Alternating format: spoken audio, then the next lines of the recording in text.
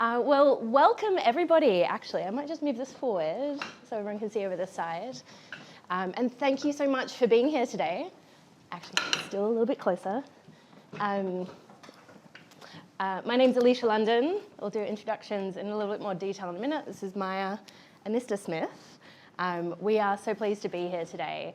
This is a very special event for you as VIP Kate Spade New York customers. I recently found out I'm also a VIP Kate Spade New York customer. Much to my husband's chagrin, I am as well. Excellent.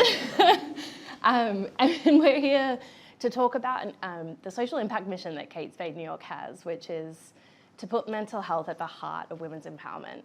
It's something that we're both incredibly passionate about and have worked in a number of different ways. We'll have a chance to share some of that, and I'll be interviewing Maya in a minute specifically about the Born This Way Foundation. The Born This Way Foundation is a really important social impact partner of Kate Spade. And also wanted to say up front, some of you might have heard Cynthia German-Notter, who is the president and co-founder of Born This Way Foundation, which she co-founded with her daughter, Lady Gaga, was planning on being here tonight. And she sends her apologies because she's unwell. So we're very sorry she can't make it, but I'm thrilled Maya's here. And Maya's been with the foundation for almost 10 years. And so we'll hear all about the amazing work that they do shortly. Just to introduce myself a little bit more, actually Cynthia and I both sit on the Social Impact Council at Kate Spade New York. So I'm really proud to be a Social Impact Council member. Mental health is something that I never really expected to become involved with. I've worked on a range of different issues that I really care about around the world, but when I was 30, I had a trauma. And for the first time in my life, it impacted every part of my life. And for about 3 years, I couldn't really work. I lost a lot of friends. It was the first time in my life I couldn't really function very well. I really learned what struggling with your mental health did to me as a woman. And it's something that afterwards I had the amazing privilege of running the mental health campaign for the Royal Foundation here in the United Kingdom for the Duke and Duchess of Cambridge and Prince Harry Heads Together, which I'm hoping some of you may remember. And from that then launched United for Global Mental Health, which is really the first global effort to accelerate action on mental health around the world so that more people could have access to the kind of support really that I did and that some of us do, thanks to Born This Way as well and others, but most people around the world don't. So through that journey, I've had the chance to work with a lot of different individuals, a lot of different brands all around the world. And when I heard about the commitment that Kate Spade New York in particular is making to put mental health at the heart of women's empowerment, I was so delighted to join this work and to join the council. The council's made up of, there are 6 other women who are leaders in mental health and women's empowerment together from around the world. I really had to say yes because not only do I love the brand, I love the brand. Anyone who knows me, it's joyful and it's fun and we want to wear it. But also, Kate Spade New York is actually leading in this issue. There are very few efforts around the world to put mental health at the heart of supporting women. In a minute, we'll come to Maya in a minute. What I wanted to do now is just tell you a little bit about what does that social impact mission mean and why is it so important. So as a brand, Kate Spade New York is committed to supporting women to live more joyful lives. We are certainly joyful. The sparkles, I keep coming back to the sparkles. How can you not be joyful when you're stepping into this place? I love this team. Walked in and know all the staff by name here now. And there's a lot of joy in the brand and the clothing and in the work and the brand and everything it stands for. But while joy can be playful and celebratory and fun and sparkly, life is complicated. And our ability to evoke joy in ourselves and others is really impacted by our mental health. I certainly experienced this myself when I was unwell. And so while joy colours life, life is complicated. And the social impact mission at Kate Spade New York is to put it at the mental health at the heart of women's empowerment to support women's joy. They've been doing this work for over a decade, I'm not sure if you know, and it's important now more than ever. So I'm sure you know, and I'm from talking to some of you here, we all have people in our lives who are struggling with their mental health. Women, girls in particular is what we're talking about, men as well. But the mission here on women, there are over 500 million women around the world who live with a mental health condition, the vast majority who don't have access to support. Depression, anxiety, and PTSD are the most common mental health conditions that women face, as well as others. And just really quickly, 3 ways in which Kate Spade New York is seeking to support this mission. Firstly, through funding. So the brand itself funds organisations around the world, including Born This Way Foundation, to provide women and girls with, and the goal is to provide 100,000 women and girls with access to mental health resources and support and decrease stigma by 2025. And I'm really pleased to share with you that over 43,000 women and girls have been supported so far in the last 2 years. Secondly, through advocating. It's a really important role, something I'm really passionate about, actually advocating to other funders and to put mental health into the work when we talk about empowering women. It's surprisingly missing, so whereas I'm really shocked by the statistics here, over $10 billion a year, as it should, is spent to support and empower women and girls through various initiatives and frameworks. Mental health is often missing from that, so we don't often think about supporting women's mental health as part of their empowerment journey. And in total, the total global funding for mental health is just over $160 million compared to that $10 billion. So we need to be advocating to have that included.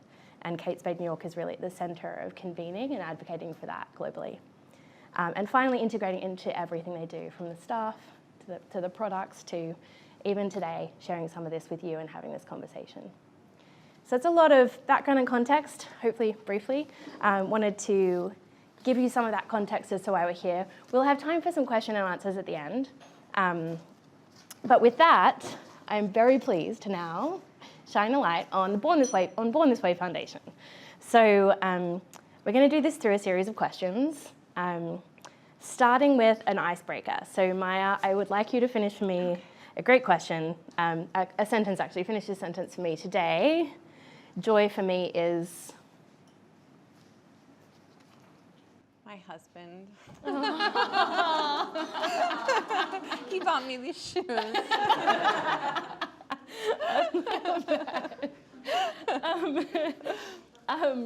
So Born This Way Foundation, your work is built on a foundation of kindness in everything you do, from your staff, your team, yourself.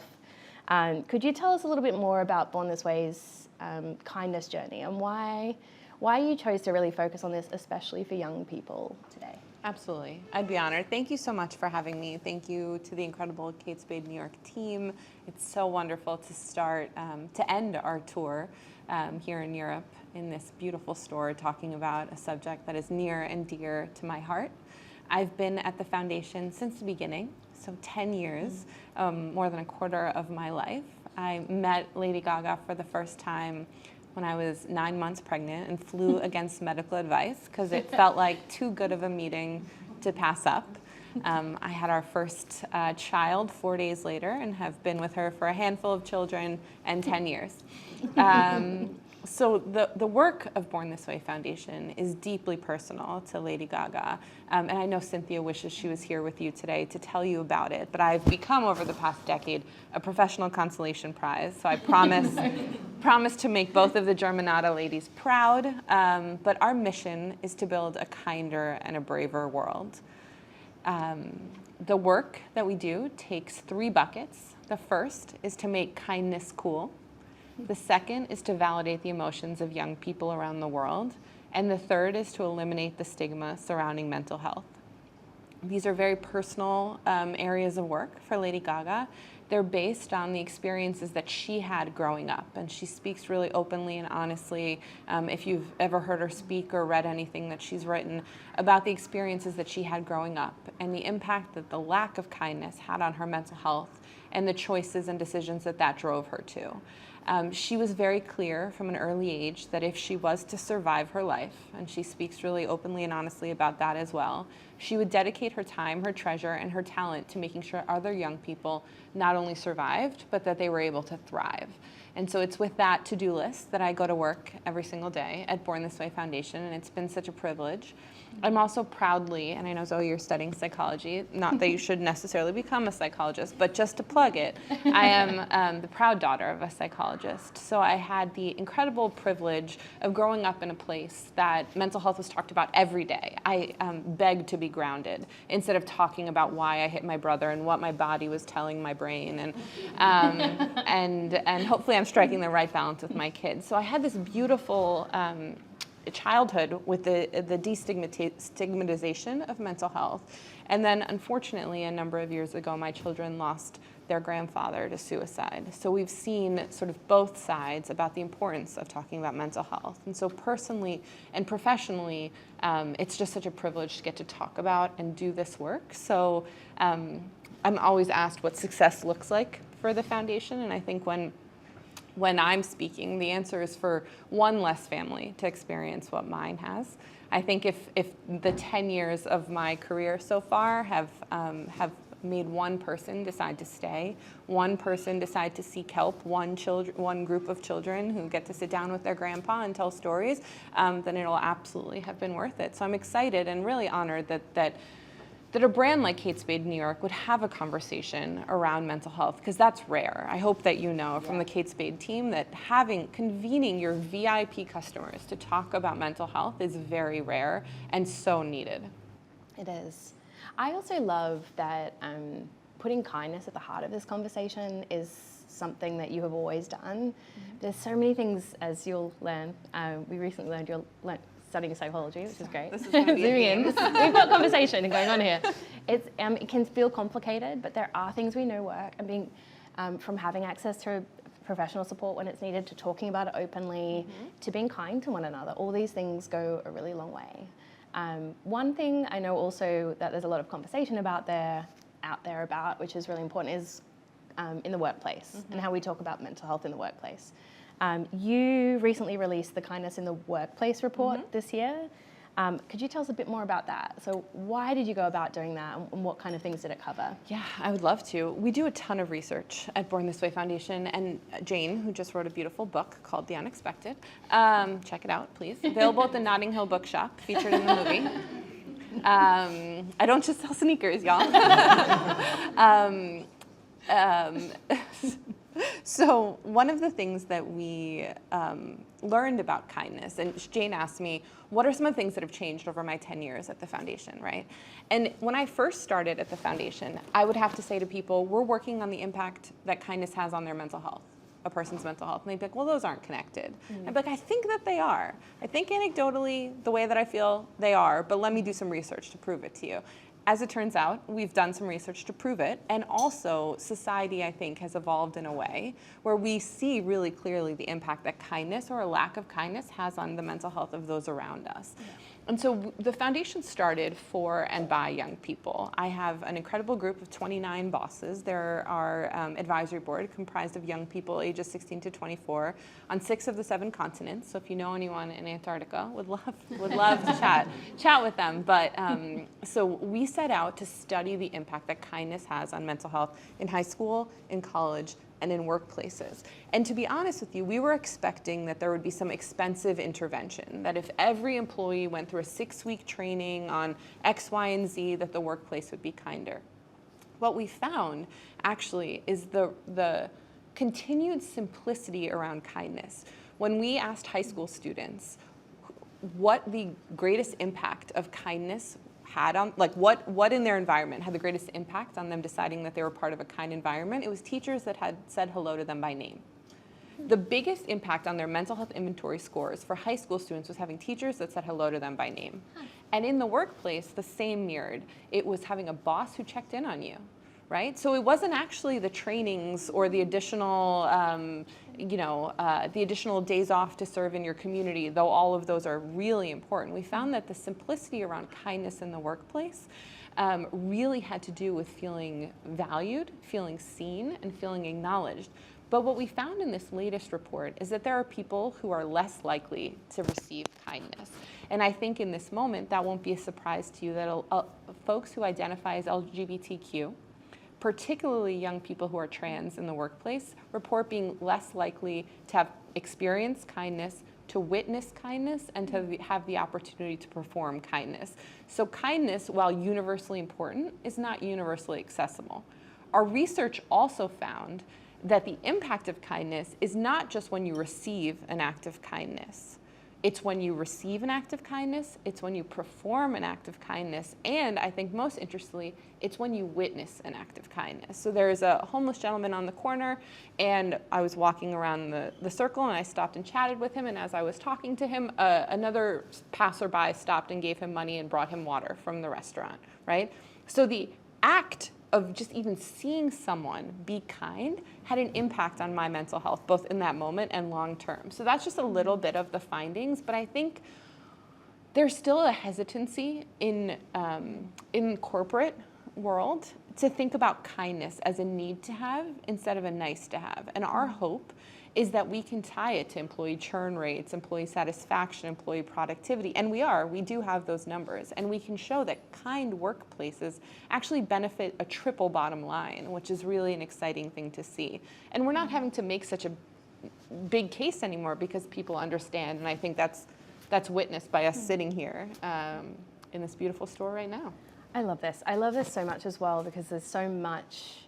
I love that you knew that the sphere, right? We know it's good to be kind, but actually researching that further, sharing that. I'm learning things here today. I hope you guys are as well. It's so important to put that behind what we know to be true. And I have to say, I've known Maya for a long time, and the Kate Spade New York team as well. Actually, we met at an event that you guys hosted in New York back in 2018, and I've seen you live kindness. In your team as well, you have a kind team, and it goes a really long way, not only to supporting individuals, your kids, families, but inspires others to do the same. So. When I'm not, actually, I have a 7-year-old daughter, and when I was pregnant with my daughter, my mom would say to me, I wish for you nothing more than a daughter like yourself, but it wasn't like a kind thing, it was like, she like hexed me, and I have that, I'm raising myself, and so she'll ask for a cookie for breakfast, and I'm like, we don't have cookies for breakfast. She's like, I'm telling Lady Gaga that you're not being kind. So it's a double-edged sword, but thank you for saying that. Okay. It's also very interesting because my kids are currently with my mother, so I can't wait to hear the stories. Yes. It's gonna be great. Me too. I'm not going back. Okay, so you've got the you've got the kindness in the workplace report. I feel like it's important to mention Be Kind as well very quickly, and it wasn't in our questions, but the Be Kind 21 is a 21-day challenge in September every year where people commit to being kind. So it's good to be aware of that. I know the Kate Spade team also get behind that in a big way. And the really practical things that you guys are creating to have those actions become real. Another one I wanted to ask you about though was Be There certificate. Yeah. So Be There certificate launched this year with Jack.org in the US, and it's just in the US. No? All over. It's all over. Yeah. Could you tell us a little bit more about what is the Be There certificate and why did you guys do it? Yeah. So I'm from New York City, so I can speak without breathing. I'll hit you real quick with the 3. So first, so Be Kind 21 and Kate Spade New York is sort of our best-in-class partner around this. So Be Kind 21 is based on the idea that if you're kind one time, that does not kinder and braver world make, right? But that kindness is a muscle. Kindness is a habit that you need to exercise.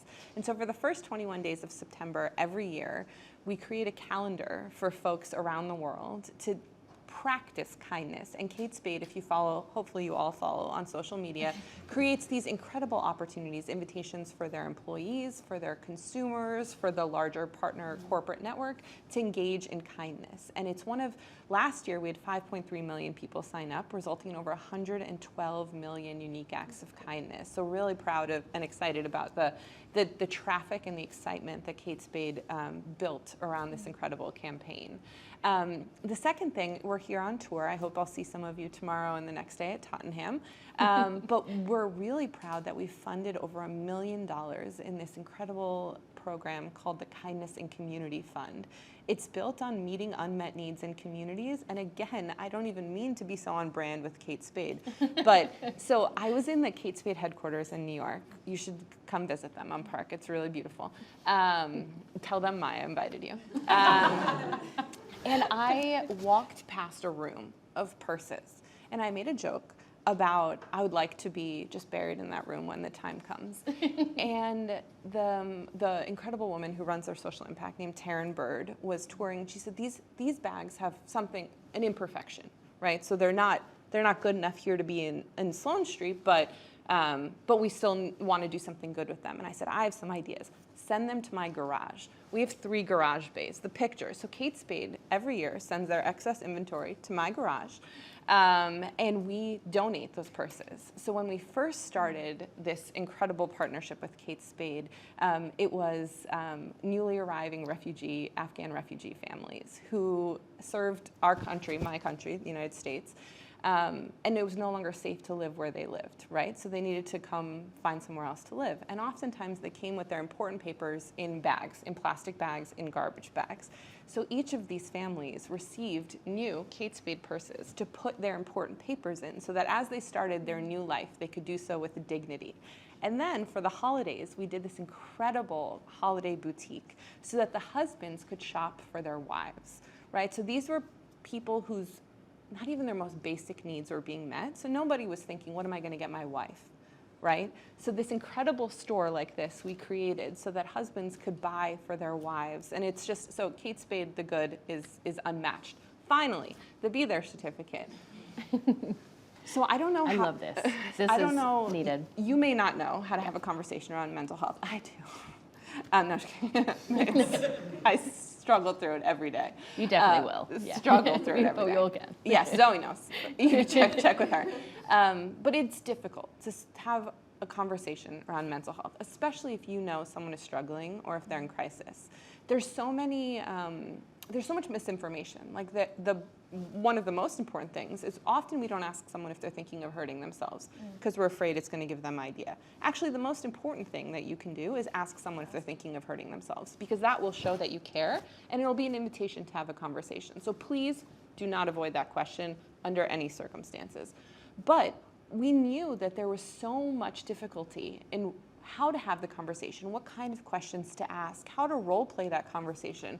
We partnered with Canadian nonprofit jack.org, and we created the first ever self-paced online resource around mental health conversations, how to lean into hard conversations, how to ask the right questions, and it's available in French, English, and Spanish. The first 48 hours after we launched it in April, people from 140 countries visited the resource. And we didn't view that as congratulations, right? We viewed that as an example of the need that exists and the absence of resources, free, accessible resources that exist. And so the Be There certificate, please check it out. It's BeThereCertificate.org. And we're going to send some resources after this event so you don't feel like you have to remember all of these things that I'm saying. But we're really, really proud. Almost 250,000 people have gotten their Be There certificates since it launched. And our research shows, the sort of outtake study that people do after they complete it shows that they feel more confident, more likely to support a friend. So we're excited about the promise. It's great. It's so needed. I think for those of you who've maybe looked for resources that exist, they're sometimes really hard to find. Sometimes they're really expensive. Some courses that are out there really important to do. The fact that this is free and online, it doesn't make us a professional. You have to do a psychology degree to become the professional. but we can all learn. I think it is actually important also just to say we never know where someone's at, even if you're smiling and wearing like joyful things. Even having this conversation can be really tough or like bring things up. So also just wanted to just take a minute now to just say if you are and if you want to have a chat, we'll be here afterwards. But there's also some great signposts. I know that the Kate Spade New York team has online as well. Just say if you need to talk, you can do the Be There certificate online for free. You can also reach out. And I think just to know that this is a place where you can find where that support is and have that conversation is really important. Not professionals, that support can be there, but we all really have a role to play. Speaking of which, I wanted to zoom in now on parents, because you do a lot of work with young people, and as much as teachers at schools have such a huge impact on kindness, being a parent, I'm not a parent, you are. Yes. Still actively wondering how my mother is going with your children. Someone should check on Kay. She's here from Australia and was very excited to spend some time at the moment. But just why is it important for parents to do something like Be There certificate? Or what are you learning? And do you have any advice from the work you've done around what this kind of conversation means for parents? Absolutely. We actually did a difficult to read but important piece of research around parents and children. So we did this diary study where we asked parents and children in the same households to rate how they were doing talking about mental health, right? Because we wanted to understand what parents believed they were doing well and what the children were receiving. Parents, not surprisingly, gave themselves 100. They said, we're nailing it, we're doing a great job talking about mental health. Their kids did not give them such glowing scores. And I think there are two main reasons that we found in our research that have actually really shaped the way that I've parented.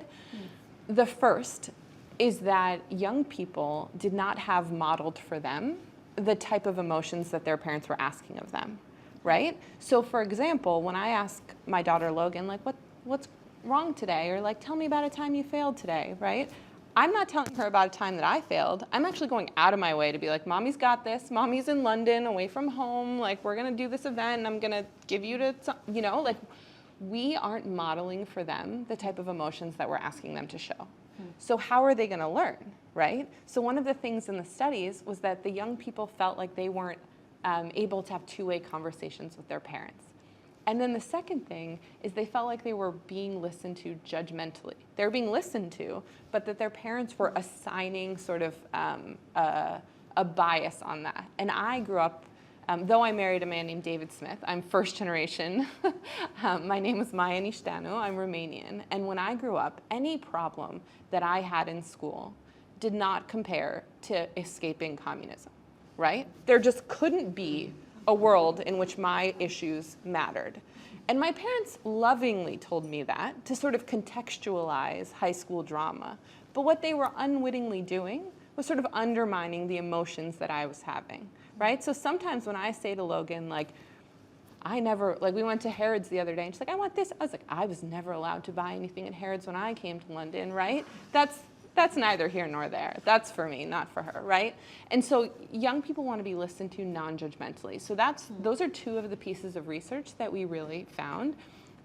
In praise of this generation, this is the most diverse, the most entrepreneurial, the most collaborative, and the most idealistic generation that we've ever seen. In the face of seemingly insurmountable obstacles, folks like Zoe, folks like these fierce young ladies back here, they believe in their ability to improve community, to work together, and to make a difference in the world. And I think that needs to be harnessed, invested in, and supported, and that's what the foundation exists to do. It's amazing. It's brilliant. Thank you again for everything you are doing. And as we finish, I have just some rapid fire questions. There are some rapid fire questions just to get to know Maya a little bit more. And I hope you'll answer the same when you come up to me and just tell me your answers too. Yeah, actually, think about these and the questions, how you would respond. Number one, what's your favorite song to dance to in the kitchen? I like to sing Don't Cry for Me, Argentina. I have a flair for the dramatic. Do I not sing that all the time? Thank you. Amazing, I love it. The last movie you loved? House of Gucci. I watch Good Will Hunting all the time. Ooh, on planes. nice. So that's not a new one, but I just Okay. watched it on the flight over. Amazing. What's currently on your nightstand? Oh, like How to Talk to Your Kids So They Can Listen, that book. I also just, if anyone else likes extreme weather, I just read Susan Casey's The Wave. That is half a study of like rogue waves and half a study of big wave surfing. It's very fascinating. Amazing. And finish this. Joy is... This conversation. It's great. Well, Can I run them back for you? Give me your papers. okay. So, I can't read your handwriting. What song do you run around singing in the morning? Kelly Clarkson, What Doesn't Kill You Makes You Stronger. Oh, amen, amen. What's currently on your nightstand? I have a candle and some lilies. I like good smells are very like calming. Okay. Yeah. The last movie? Encanto. Oh, yeah. I am 12. Yeah. When it comes to my movie tastes. So the way I'll change the joy question, because I think joy goes hand in hand with hope, and we sort of need both. Where are you finding hope right now, Elisha? I'm finding hope in something you said earlier. I think the world is overwhelming right now for so many reasons, big reasons, small reasons. There's so much change going on. I'm finding hope in that change, and when I see people step into those gaps and try and meet needs. And we're seeing it more, I think. We're seeing humanity step up and step in places where there are some really significant needs that I think are going to grow in our world. And that gives me hope. Not just little moments of kind of just gratefulness and joy in seeing them happen, but hope for the future as well. So, Awesome. yeah. Well, thank you, Maya. Thank you, Elisha. You are not Thank a you, consolation Angel prize. and Gemma and everybody else. Yeah. This is a beautiful space and conversation. Yeah, and thank you all for coming and having this conversation with us. We are going to stay around, so please do come and ask if you have any more questions. The full preview collection is just in here for you guys with the discount. And thank you for being here.